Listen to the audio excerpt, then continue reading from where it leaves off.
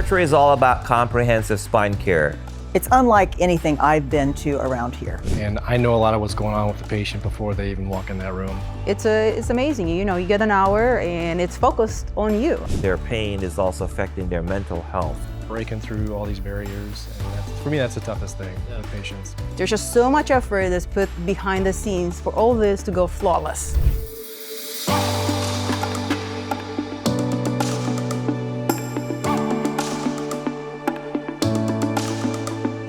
Welcome to the very first episode of Vertrae 360. I'm Dr. Kamal Woods, neurosurgeon and founder of Vertrae, and I'm so excited to be launching this new podcast. The name 360 is intentional. We want to give you a full circle view of what happens here behind the scenes. Vertrae is all about comprehensive spine care, whether it be a consult with us, or physical therapy, or a spine injection, and in some cases, eventually surgery, but it's all done right here under one roof.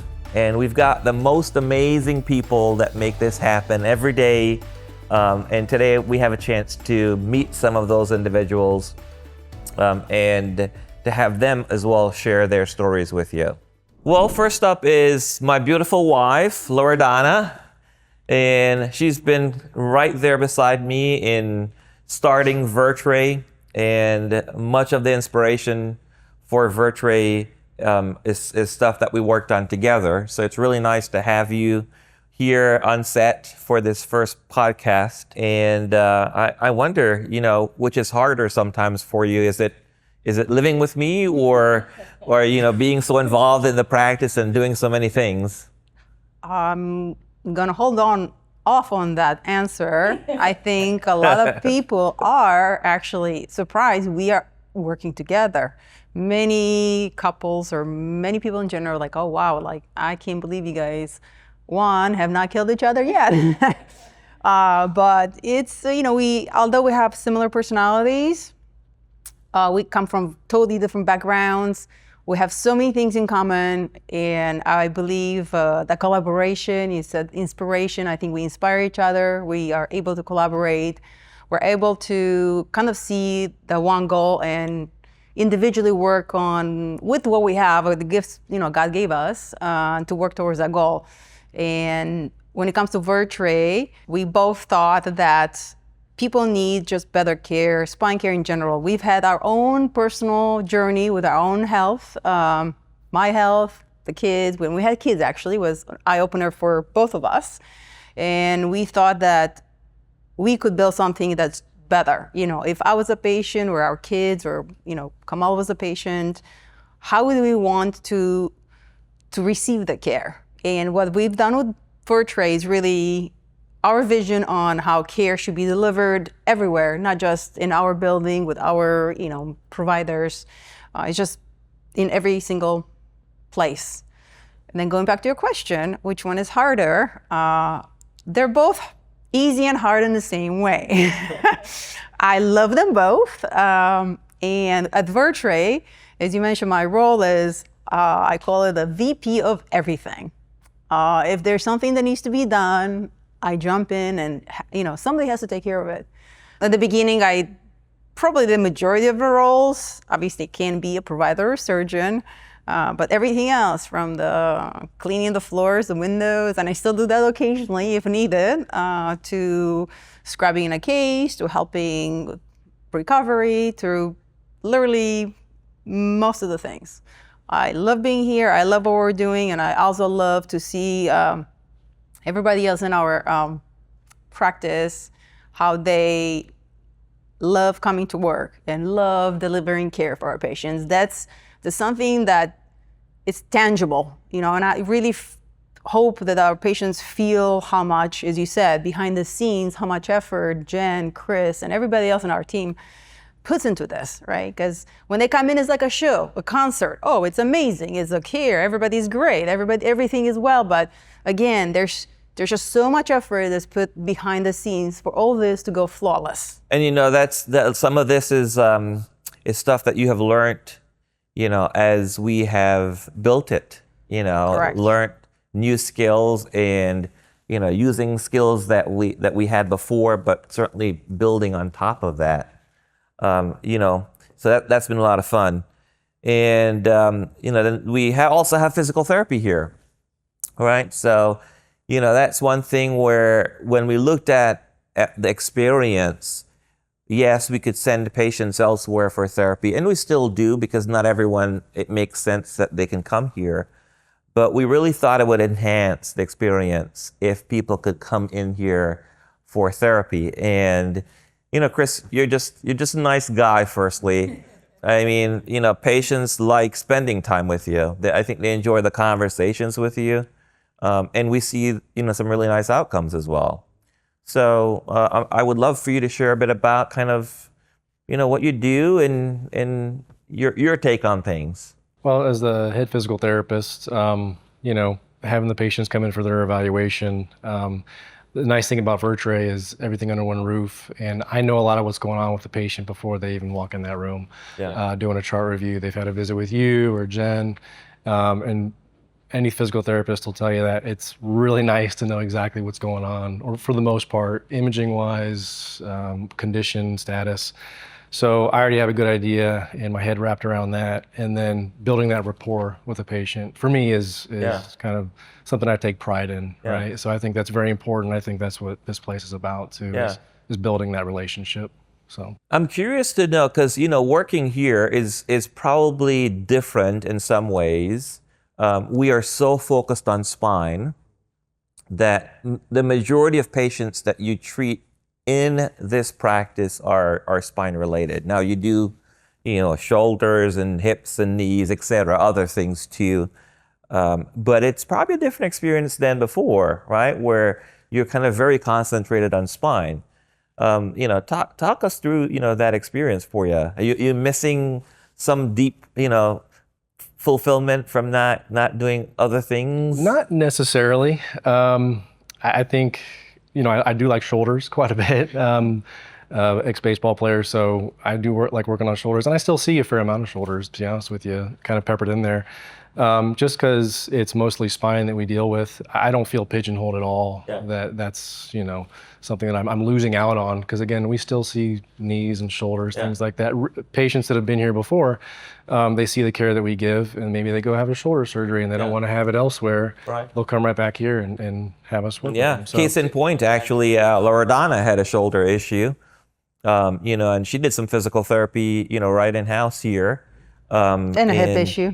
And a hip things issue. Things are just falling apart. Different things. I'm not sure. I still consider myself young, but my body doesn't think so. But she said to me candidly, and granted there's bias because this is what we do, but she had a therapy elsewhere, and this is not to put other places down. The others did a good job, but it certainly was a very unique experience for her. And she raved about how good the care was. It's amazing care. As a patient as well, because I've been a patient here a few times with the different providers, with Chris and other. And I'm not with Presley yet, but it's amazing. You get an hour and it's focused on you, and that's the whole motive of and I guess focus of Vertrae is to focus on the patient. And yes, I feel like the results. You get better results. So I loved it. And the ultra focus on spine obviously has its benefits. The flip side is that we become so good at what we do because we're seeing it all the time. And it reminds me of my own journey where I gave up, doing brain surgeries in earlier in this year, and doing only neck and back surgeries, and being more focused on that to me. Has been an interesting change, but it allows that hyper focus really allows us to hone those skills. So shifting gears a little bit, so Jen is one of the newest additions to our team. Yay! And I'd been poaching her for a long time. Fishing and fishing. And the time wasn't right, but I just knew that she was a talented clinician. We had shared patients before. I knew that your patients loved, seeing you, and you had great bedside manner, and on and on and on. So I'm just so happy to have you here. Well, I'm blessed to be Yeah, here. yeah. really So love it. I mean, let's maybe talk a little bit about, it's still all pretty fresh, but I feel like for a while there we had you drinking from the fire hydrant. Yeah, Right? that's exactly what I said my first week. Yeah. Yeah. No, it was. I think what helped me was that I had a little bit of spine experience. I worked in pain management for 16 years, and then I worked in orthopedic surgery where we would dabble in spine. We didn't do spinal surgery, but we treated it. So that helped me that first week or two when I was drinking from a fire hose. But I really, I've always really enjoyed treating spine. I would say I have more experience with my spinal patients than anyone, and that's just through pain management. When you work in pain management for 16 years, it's primarily spinal patients. I mean, occasionally we'll get peripheral neuropathies or, some cancer patients, but it's usually something spinal. So, my background started back when I started in pain management, really, and then now it's grown. As medicine has grown, things that I used to do or order or, would see, that's gone by the wayside, and new and upcoming things that we're doing here, have replaced that. So it's really exciting. And I like the fact that I can focus on one specialty. Yeah. And, I find myself kind of overlapping at times. It was because I did come from orthopedic surgery. But it also has helped me because there are times when somebody will come in and they'll say, I have this pain going down my leg. They think it's their back. It's not. It's a hip. And, so in that regard, it's been very helpful. The cross training that you've had, in ortho and stuff. Yes. Definitely, I could see how that's enhancing what you're doing. Right. Yeah. Right. I'd love to maybe have each person tell us what your perfect breakfast would be, for a work day. Now, I'm not saying that you do it every day or you have the time to, but what is your perfect breakfast, getting ready to come into Vertrae here? What does that look like for you, Loredana? Wow. The first question would be, who would make the breakfast for me? That's a perfect breakfast when somebody makes it for me. Whatever it is, I'll have it. It's usually me making breakfast, or the kids like, Mom, what's for breakfast? Well, I'm not sure, honey. Let me quickly look in the fridge, or I'm sorry, figure it out. Yeah. Anyway, all jokes aside, ideally for breakfast, we'll have a little protein, a little carbs, and some good oils. So I do love the avocado toast. I just had some this morning. But I love breakfast. Sometimes I just don't have time. We usually, majority of us don't have time for breakfast, unfortunately. So we have a cereal or fruit or yogurt. But I love on the weekend, I would like a nice breakfast, some avocado toast, some eggs, maybe some fruit. That'd be great. That sounds, and I know, obviously, I know you're a very healthy eater and a very good example of healthy lifestyle in general. How about you, Chris? I also love breakfast. Perfect one for me would be I like big breakfast, so I'd have about 4 scrambled eggs, some bacon, some hash browns, and a protein shake. That would be it for me. Yeah. Sounds like a stomach full, but I can handle it. So yeah. And some coffee too. Gotta have a coffee. So now, do you work out usually first thing in the morning, or is it an end of the day routine for you? I wish I could stick to a routine where it's every, but it's just kind of however the week falls with the kids and schedules and just house projects and all that stuff. But try to get at least 3 times in. Sometimes it's 5:30 in the morning. Sometimes it's like tonight it'd be 7:30, 8 o'clock. It just depends. But I just gotta be disciplined enough to get it in. Yeah, and that's great that I know that you make the time to figure it out and to make sure that you're checking your 3 times a week or whatever target you have. I gotta live by example. Yeah, right? for my patients. That's great. So, that's amazing. How about you, Jen? So before I come into work, or just maybe on a Saturday? Perfect. I think you can order it. You can answer it. I didn't say I have that with mine. Exactly. Mine's mine. Yeah, you can answer it however you wish. So, Protein shake. I love pancakes. Pancakes are or Belgian waffles. I love donuts. I like anything sweet. Yeah. The only thing I won't eat, I love turkey bacon, turkey sausage. I don't eat pork. That's the only thing I just really don't eat. But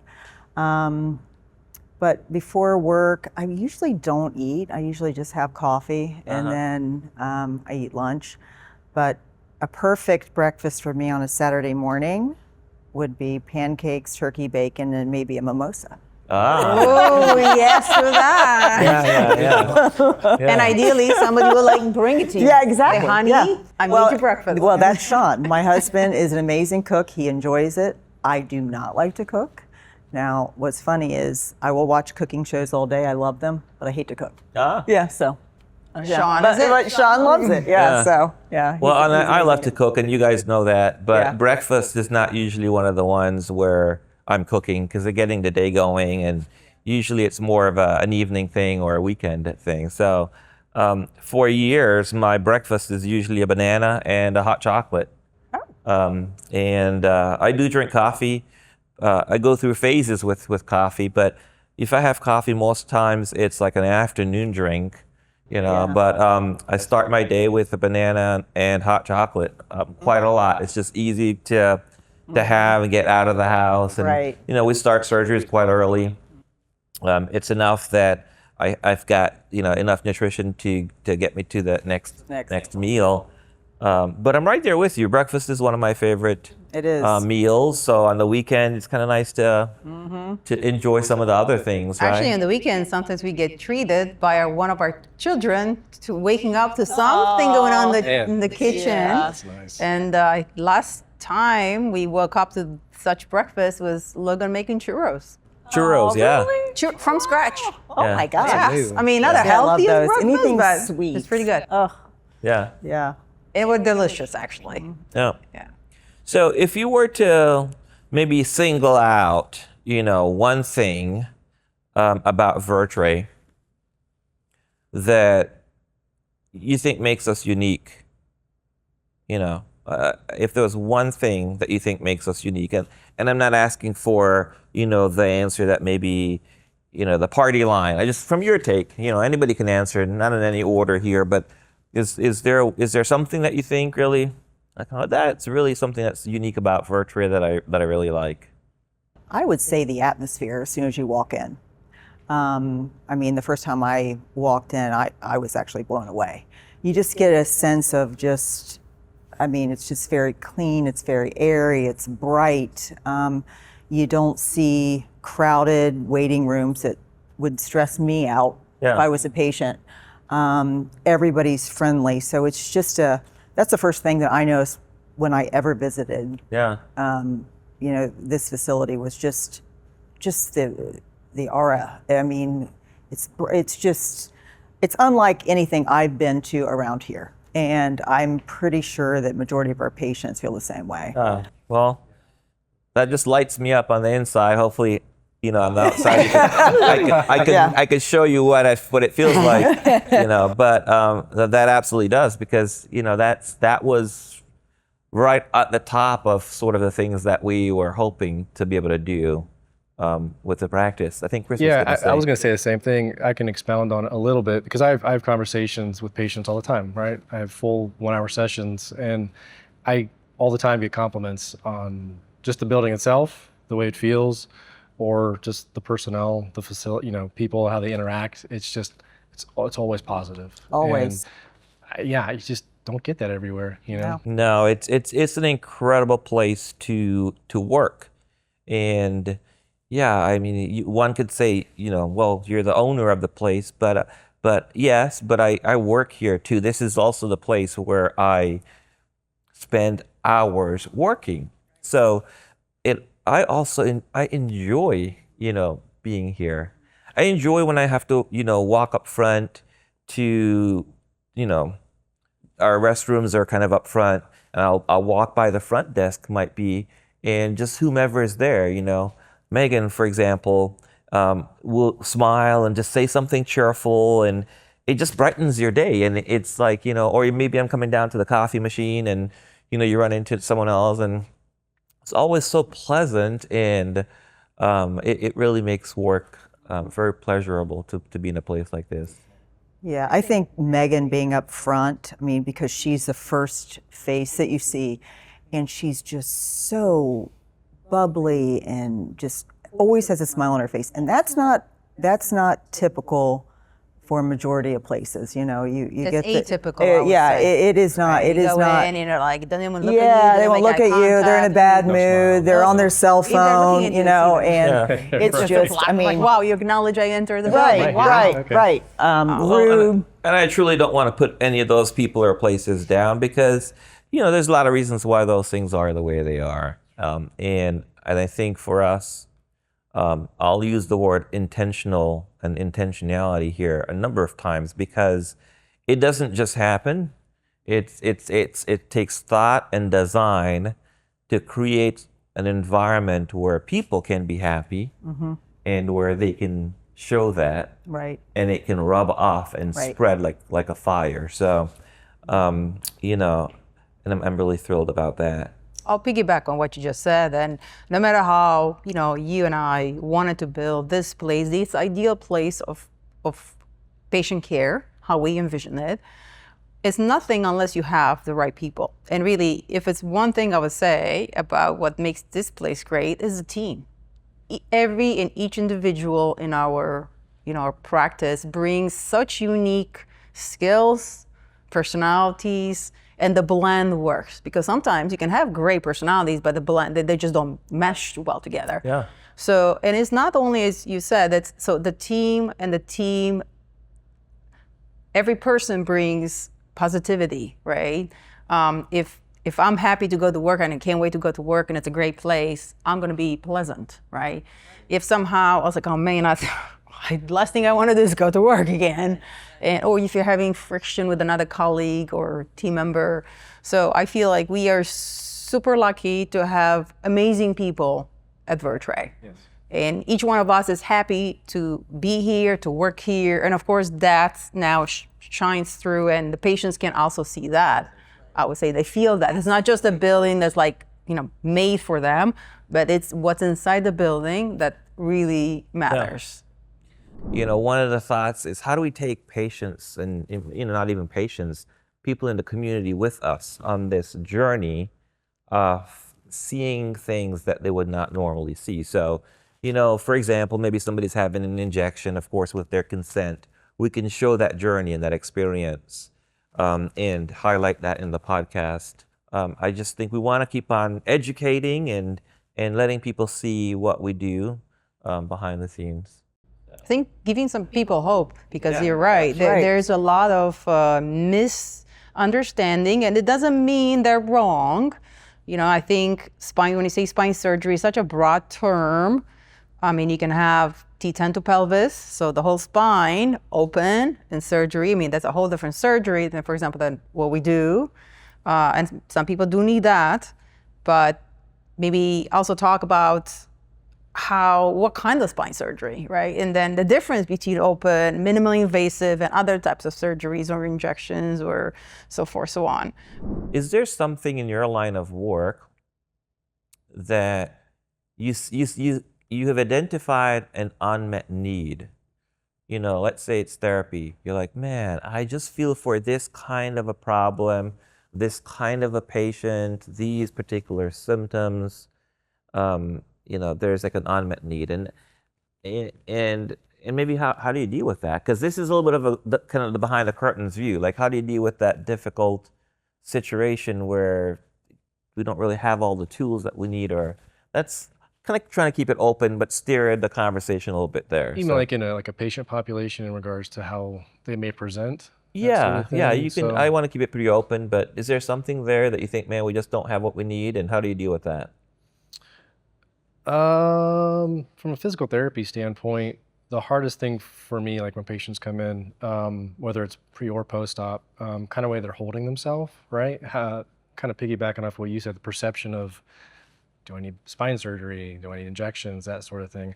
So they're very guarded, right? And that can lead to tissue tension. There's also just a general mental apprehension of wanting to even start therapy because they're afraid to move, right? So I see a good amount of that, and that is tough to kind of break through. There's a barrier there because they've been probably, some people living with this condition for years. So then it's gotten worse. It's spiraled, right? So not only is there education with that, and that's why I take pride in the hands-on piece. So breaking through all these barriers, and for me that's the toughest thing with patients, because some are very easy. They just kind of buy in and they understand it, and you educate them, and others it takes a little while. So for me, that, I guess, I don't know if that clearly answered your question. Yeah, of course it does. Yeah. How about you, Jen? I think what I run into quite a bit is, patients will come in and they'll present, they'll come in and they'll say, everybody thinks it's in my head. I've been, I'm just been shushed to the side, and, I really do hurt. But then as you start talking to them, you see this underlying anxiety that is so untreated. And, and a lot of these people come in with neck pain, and you're looking at everything, you're looking at the scans, and then they just start spilling their guts. Well, I have this and this, and I wake up in the middle of the night and I can't breathe. And so there's such a lack of treatment and availability for treatment, in my opinion, for psych issues. And we have a lot of patients, and we actually just talked about this. You don't know if their pain is physical or if it's more of a psychosomatic pain. Yeah. And, there's times when I think they could be 50% better or more if they had evaluation and treatment for that. And I mean, I can recognize it, and but it's not our scope of practice to treat it. And a lot of people don't have family practice doctors. I've been told that several times. It's hard to find one. If they do find one, it's 4 or 5 months to get into one.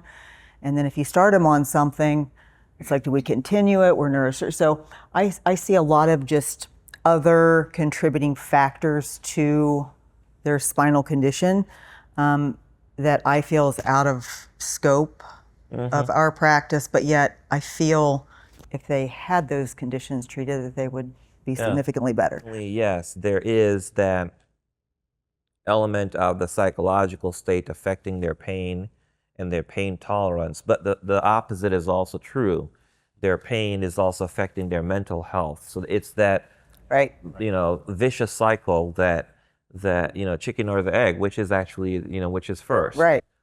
So, and yes, there's also, one of the other key things you brought up is the lack of resources, because our primary care docs just have so much on their plate.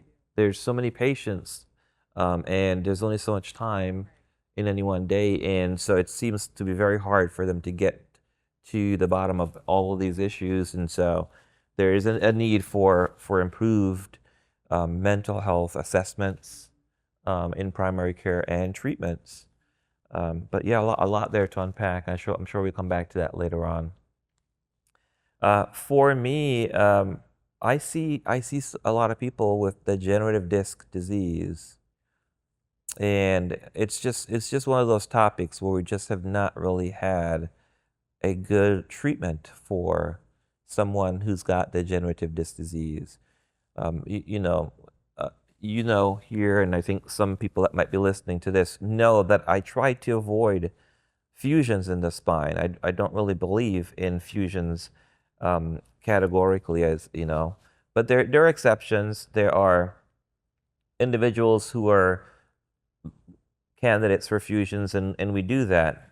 But a lot of people that have degenerative disc disease and back pain, what they need is something else that we don't yet have, and I hope that the research and understanding of what we have evolves to the degree that we can address that problem better, because it might be the root cause of a lot of other back issues that develop down the road. I think unless you can open it up to anybody that wants to kind of just, say anything else, and as we wrap up this first podcast here. It's exciting to be on this first episode. We can also maybe open it up to any of our listeners. We might not have many at the beginning, but many, perhaps we can also ask them what would they like to see discussed in our podcast in the future. That's a great idea. Yeah, right? That's a great idea. So yeah. it's a patient perspective or whoever's listening perspective, because we we know a lot about our stuff, but Yeah. what are they interested in? Like, what's their most, let's say, a question they might want to know? That's right. And maybe it's just one person, guys. It might- But all we need is one person one to person listen to to this. start this whole thing. And to give us an idea of, something or some things Something that we that can talk they're about. like really. When you do this, you just never know what's going to happen with it.